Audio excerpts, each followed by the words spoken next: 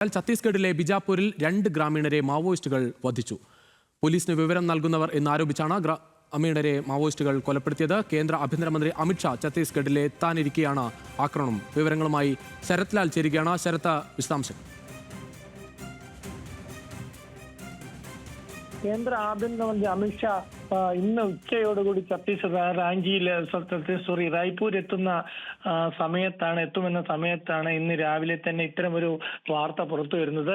കാരണം പോലീസിന്റെ ഇൻഫോമർ എന്ന് ആരോപിച്ചാണ് 2 ഗ്രാമീണരെ കൊന്നു കെട്ടിത്തൂക്കിയിരിക്കുന്നത്. കാരണം ഗ്രാമവാസിയുടെ മുമ്പിലായിരുന്നു ഈ ശിക്ഷ നടപ്പിലാക്കൽ എന്നാണ് പുറത്തു വരുന്ന വിവരങ്ങൾ. ഇതുപോലെ തന്നെ ജൂൺ 17 ഇതേപോലെ തന്നെ 3 ഗ്രാമവാസികളെ 13 വയസ്സുകാരനെ അടക്കം ഇതേപോലെ തന്നെ നക്സലേറ്റുകൾ തൂക്കിക്കൊന്നിരുന്നു.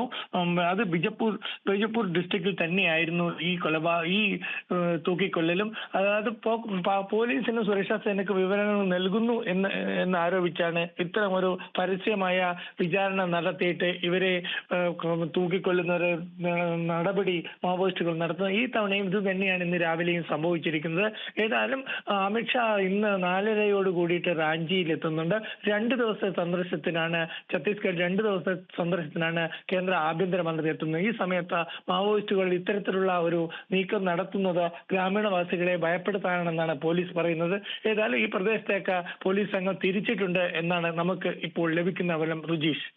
ശരി ശരത് ലാൽ, രാജ്യം കണ്ട ഏറ്റവും വലിയ മാവോയിസ്റ്റ് വേട്ട സമീപകാലത്തായി നടക്കുന്നതിനിടെയാണ് ഗ്രാമീണർക്ക് നേരെ മാവോയിസ്റ്റുകൾ തിരിയുന്നത്. പ്രത്യേകിച്ച് അമിത്ഷാ ഇന്ന് റാഞ്ചിയിൽ എത്താനിരിക്കെയാണ് ഈ ആക്രമണമുണ്ടായത്. 2 പേരെയാണ് മാവോയിസ്റ്റുകൾ വധിച്ചത്.